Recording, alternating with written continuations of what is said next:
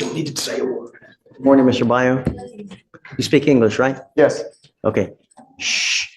All right, Mr. Bio, you're charged initially as of, it looks like November 7th, you picked up an assault of a family member. I see now that you've picked up a new case. As of November 30th, you've picked up a violation of a bond condition or protective order. I don't know which it is. All I know is that you picked up a violation case. You're facing now another year in jail and or a $4,000 fine. I haven't done probable cause, so we're going to do that. You have the right to remain silent. Anything you say can or will be used against you. You have the right to have an attorney present if you cannot afford one. Sir. Officers were dispatched to a residence in Harris County, Texas, in response to a disturbance. The complainant stated that he was locked out of his residence by his ex-wife's new boyfriend. The complainant went to the residence because his ex-wife had called them and stated that she was going to work. When the complainant asked who would be watching their children, the ex-wife said a friend. Complainant then heard defendant's voice in the background and went over to the apartment. Complaining witness is the same complainant. You said he heard whose voice? The complainant heard the defendant's voice in the background. I think that the complainant believed that the defendant would be watching his and his ex-wife's children, and that's why he went over to the apartment. Complainant is the same complainant from a pending AFM, and the apartment address where the defendant was staying is listed on a signed order of protection. How bad of an assault were we talking in the original case? What happened is I think it was punching in the face with a closed fist. once, twice, thrice? 2 to 3 times, it looks like, Judge. Okay. And I can give some excellent background on that I think they're also still working through. On the assault case, we issued a protective order, I would imagine. Yes, and I've got a copy of that, Judge, if you need to And see. we ordered him, did we order him not to have contact with this person? Yes, but that's not the basis of the new charge. And so if we delve into the state's filed information, which is also the basis of the allegation he violated, well, imagine you're hearing both kind of in conjunction, the new charge PC, but also considering the questions of bail with respect to the first charge as well. Of course. What's been alleged in the new information is that Mr. Bio went to the residence of the CW, Mr. McWilliams. As of the date when we first appeared in court, the representation was made by both Mr. McWilliams, and then today the representation was made by the ex-wife of Mr. McWilliams, who is the dating partner of Mr. Bio. So he is dating this gentleman's ex-wife. But she has confirmed to both of us that McWilliams has moved out of that residence as of the date of the first alleged assault. And McWilliams has told them that. They have been unable to reach McWilliams as of recently. But in the RIP call information, McWilliams confirms, I moved out that day and do not live at the address that's at issue in this VPO case. If you look at the filed information in that VPO case, it's a necessary ingredient of that allegation that McWilliams lived at that address. It specifically says it in the last line. You're saying in the protective order? Yes, Jim. Oh, no, not the protective order. In the violation of protective order case, if you look at the state's filed information in that case, you will see the last line is, to wit, he was at the complainant's residence, but Mr. McWilliams doesn't actually live there. He moved out. Actually, was not on the lease. You're still not supposed to have contact with this person. Well, he's not. He didn't have contact with him. What happens is he's at a place that is not McWilliams' address, and then McWilliams, angry that he's there, still wanting to control his ex-wife, comes over there and busts the windows. And so that is What's the window of his ex-wife's house where Mr. Bio. What's the ex-wife's name? Shannon. Okay, so And we both spoke to Shannon a few minutes ago. and Shannon has how many kids with Mr. Bio? Or do they have kids or no? So whose kids are they? McWilliams? Williams and Shannon's children. Okay. I think there's 2. And so what's alleged in the newly filed charging document is that Mr. Bio went to the residence of McWilliams, which there's no PC to believe that. He did not go to the residence of McWilliams. He went to Shannon's residence. McWilliams does not live there, stopped living there, and the state can't meet the information. And so there's no PC on my argument, Judge, is that there's no PC that the state or the officer. So in our case, in the assault case, the protective order says that he's not supposed to go to this Spring Cypress, the apartment in Spring Cypress, right? Well, contemplating that that's McWilliams' address. Is that his address? Yes or no? That is no longer his address, Judge. Okay. When that was filed, I imagine that was the original apartment, but on the Because a lot of day, times they never update it. They just put the original apartment where it happened at, and they always assume that it's this, just. so that's no longer the address. Mr. McWilliams moved out of that address on the day of the incident, and he told me he moved out. I believe that Shannon is the only name on the lease. For the violation case, where is he alleged to have gone to? He went to the address that's listed in the original MOA. So he went to the Spring. Spring Cypress. Right. That's right. Okay. And But what he's saying is that this person no longer lives there. well, that's what McWilliams told the state. And that's what Shannon has told both the state and myself. And that is what our full understanding is. Now, I know that address is listed in the protective order, but what's contemplated by the protective order is don't go to a place where McWilliams lives. And McWilliams is not living at the Spring Cypress. The problem is that we also have this address there because he could always go back. Well, He may not live there. Maybe he lives there partially. Maybe he comes and goes. but what So told us was he was he is kicked out. also as a preventative measure so that we don't want you to actually or accidentally bump into this person. And that's why we have this there, is that he did live there at one time. Perhaps he may go back. He left an article of clothing. He left pizza there, or whatever it may be.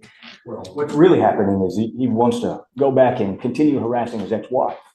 And that is what Shannon has represented, I think, to both of them. I wasn't privy to their phone call. Certainly what was represented to me.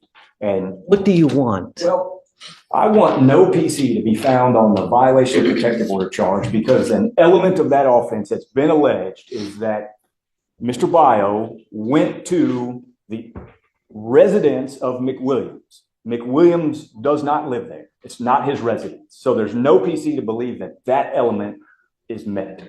What do you think? Judge, I don't know on this matter. I gotta think it's expressed in the order. In the order is that address was PC, but the actual location. I will say, Judge, in the charging instrument, the defendant it does say, he's not allowed to intentionally or knowingly go to a place specifically described in the order. The address in the order, that's where he was staying. But in terms of The address in the order, who was staying the defendant was staying at the address in the order. in this In the protective original order? MOA, Spring Cypress. Okay. The defendant was staying there. But I will say in terms of PC, I'm going to defer to the court on this matter. And may I just read that little blurb of the information that I think is important for the court to hear? May I take a cheat and steal y'all's computer? Go ahead. So, Do we still have a problem with him trying to communicate, though? no, he didn't want to have any communication. This gentleman comes over to the place and starts busting the windows. I will say the complainant came to the place where the defendant was staying. Like he initiated the contact in the situation. And what's alleged is, and it's the last clause, maybe two clauses, it says a place specifically described in the order, to wit, the residence of a protected individual, namely Mark, and it should say Mick Williams, but it says Mark Williams. So it's in order to meet this charging document, it would have to be that gentleman's residence, and he does not reside there, as by his own representation to the state. And so I'd ask that, and I know it's a very unique situation. How do we go forward, though? If I find no PC, how do we go forward? No. Well, goes back out on bond while we prepare our defense to the initial charge of assault, which I think they've seen quite a bit by way of background about Mr. McWilliams. But how do we know that this isn't going to happen again? Well, I will say, I'm not sure where Mr. Byer will be staying if he were to get out on bond, but the witness, Shannon, she is no longer living in her apartment as of tomorrow. So that address will no longer, it won't even belong to any of them as of tomorrow. Do we do a no contact with both? I don't know if we would do no contact with the witness, with Shannon. But I would ask no contact with Mr. McWilliams. and You are now in a relationship with Shannon, right? that's right, Judge.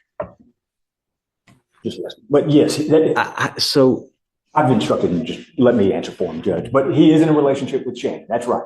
And he moved here from Hawaii to be with Shannon, and the ex-husband takes issue with it. And the ex-husband has a very violent history with Shannon.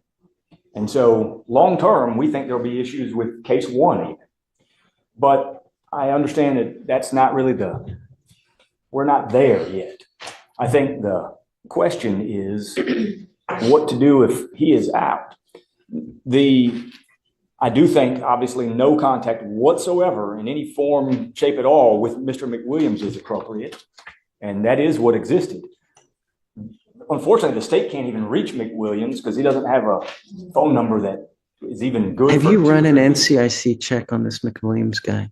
We can see his in-county criminal history, but I can run a new check on it. Do you see? I mean, I don't want to be Pretty incorrect, expensive. but I think he's got violent history with Shannon. But maybe Judge, when you get to be my age, it's hard to remember all the details. But I think I recall that, but maybe I'm mistaken. I don't want to represent something inaccurate. you have inherited a dangerous situation. And Mr. Bio, you need to be very careful. You know, if you are in a relationship with someone and they have another person that's in their life that's like this, you could be the bearer of bad times. So you need to be very careful. You're in a very volatile situation. So you need to be careful going forward, because it really could just could go out of control. You may need to get a protective order yourself. You know, it's very possible that you may need to get a protective order.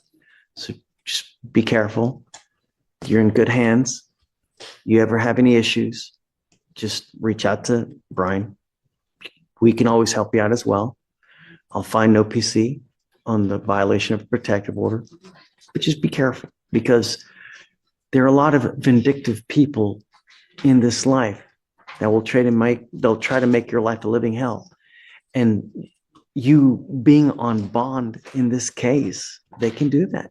They can say, hey man, he's doing this to me. He's threatening me. He's doing that. And if an officer doesn't know any better and they come up and they see that you have this open assault, they may never take your word.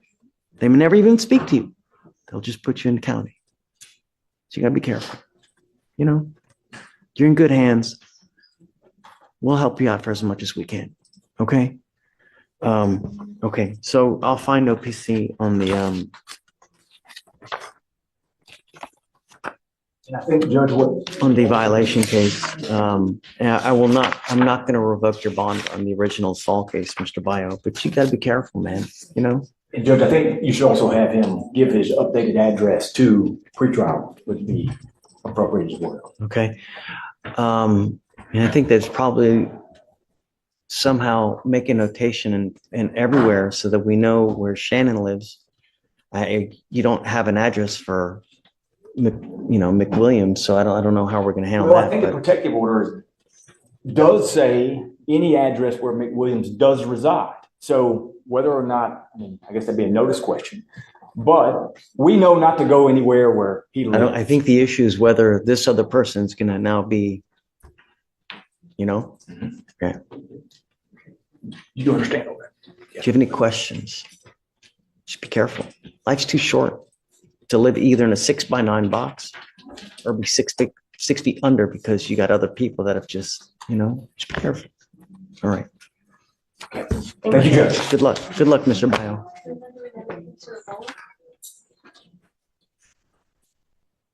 When does it expire? Probably. Do you want me to, hey,